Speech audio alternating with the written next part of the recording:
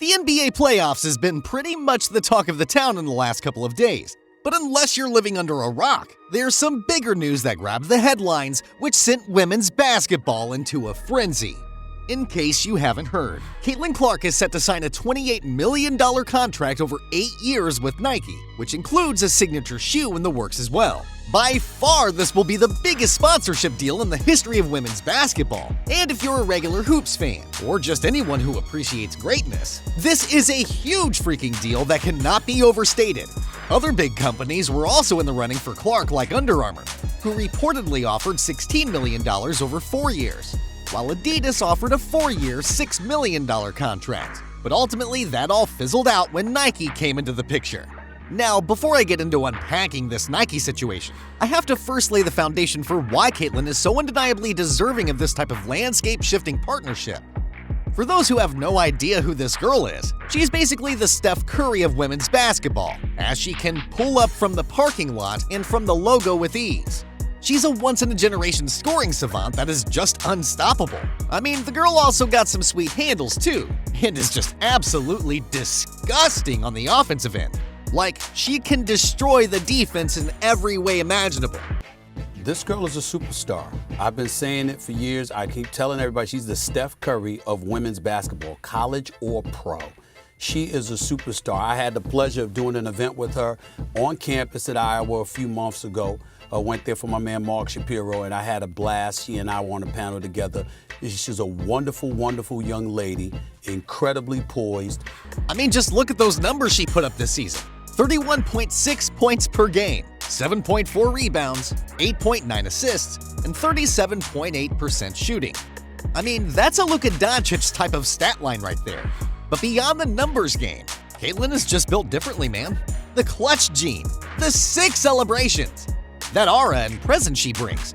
I mean, you can't teach that stuff. Then apart from this, she plays every game, every possession like it's her last, willing her team to win and just disrespecting defenders left and right with the deepest threes imaginable, or putting them in a blender with the dribble moves, while letting the whole opposing crowd know about it afterwards with those signature poses and stone-cold stares. Anyway, Caitlin is not just all about the swag and style, but she's also got the substance. And what I mean by that is she might just have cemented herself as the greatest player in the history of women's basketball. Here's the full list of all the records that she broke during her NCAA career, along with the new achievements that she unlocked. Like, the list is so long that you would be running out of time just scrolling to check out each one of them. But if there's one highlight that should get your attention, it is that Caitlin Clark just recently became the all-time leading scorer in NCAA history. Not just on the women's side, but also on the men's side when she surpassed the records of Pete Maravich, which has stood since 1970. I mean, if I'm Nike, that's the kind of cold-blooded killer you want to be the face of your brand. For a former NCAA athlete who hasn't even gotten paid for playing in professional games yet, she's absolutely walking on uncharted territory here, which only underscores the belief Nike must have in Caitlin's ability to penetrate mainstream markets and cultures far beyond just hardcore basketball audiences. Now, I know some of you longtime Hoops fans are probably sitting there like, okay, that's great for Caitlin's own personal brand and bank account, but what does her landing this type of unprecedented deal actually mean for the bigger picture of growing women's basketball? Well, this is a totally fair question. So let me break down why this Caitlin/Nike partnership has the potential to be the turning point, which could pave the way for an opportunity for the entire sport to hit new levels of mainstream popularity and globalization. I gotta say, it's been so exciting watching women's sports recently. Caitlin Clark. Yeah, she's obviously doing amazing. Her game speaks for itself. I think my favorite part is just women's basketball, women's sports really, but women's basketball has been on the rise. And it's kind of like what Magic and Bird was to men's basketball. Like, this moment, we kind of needed something. This is to that just moment. Like, yeah, and Caitlin's that moment. And I think a lot of it has to do with her logo threes. A lot of, I mean, speaking of John 529 from Twitter, yeah, like, oh, women don't dunk. Yeah. That's what he sounds like. Yeah, exactly. Yeah, of course, women don't dunk. Yeah. That's why I don't watch. But you can't really talk trash on a logo three. So a logo three is Deep. That's deep. That's almost half court where the NBA, where the and that's like WNBA logo is. Yeah. Literally where and she's she shooting just, from. it's just fascinating. I mean, take it from someone like Sue freaking Bird herself, a certified legend of the game, calling her own shot by anointing Caitlyn as potentially the crossover figure who can finally penetrate mass audiences across different genders, ages, cultures, and regions. And the reason Caitlyn possesses this type of unique gravitational pull goes beyond just her once-in-a-lifetime blend of elite shot-making, scoring prowess, flair for the dramatic, and impossible-to-ignore it factor as a persona. It's the overall scope and vision that a brand like Nike clearly has for strategically using her as a centerpiece to penetrate global markets at scales we simply haven't seen around a female basketball player to date. Let's be real. For as incredible as some of the WNBA's all-time greats and recent stars have been from strictly an on-court perspective, the total package of broader, widespread commercial promotion, multimedia content, and officially licensed products and global opportunities has been somewhat lacking compared to their NBA counterparts before.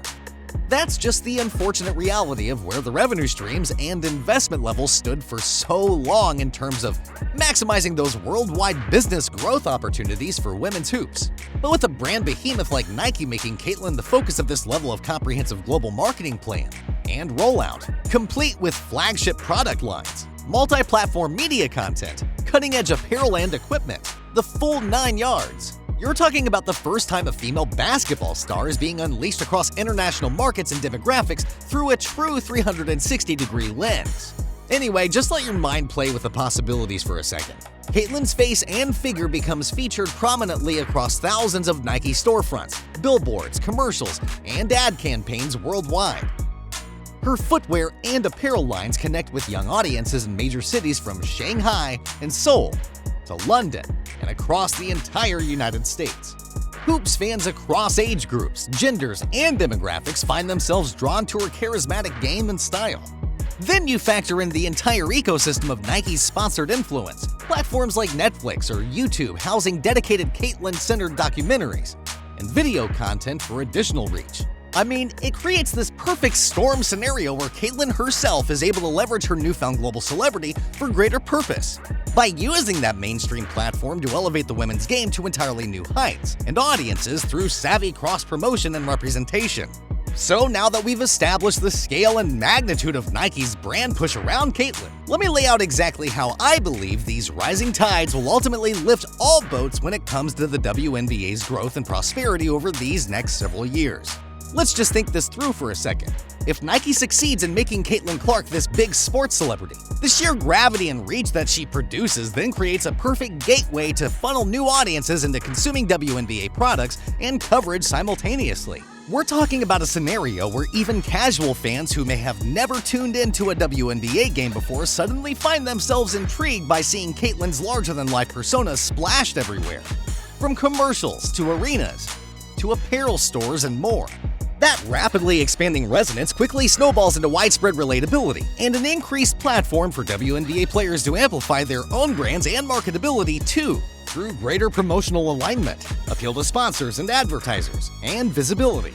And then this creates enhanced media rights opportunities and incremental revenue for teams and players, who in turn enjoy a more lucrative earning potential for endorsement deals and sponsorships based on newfound engagement centered around Caitlyn. Aside from helping out the WNBA from a business perspective, making Clark as the face of women's basketball will definitely create some ripple effects when it comes to the salaries given to women basketball players. Basically, if Nike makes Caitlyn into a huge celebrity that everybody knows and loves, then more people will want to watch WNBA games on TV too. And that means the TV networks will pay them more money to broadcast the games. And whenever the WNBA league makes more money like that, then the teams that have more will have more money to work around, which means that the WNBA players can finally cash in some big checks, which eventually could change their lives significantly. Anyway, do you think Caitlyn Clark really does move the needle for women's basketball? And what do you think are the effects of her Nike deal to the WNBA moving forward? Let me know your thoughts about this by putting your comments below.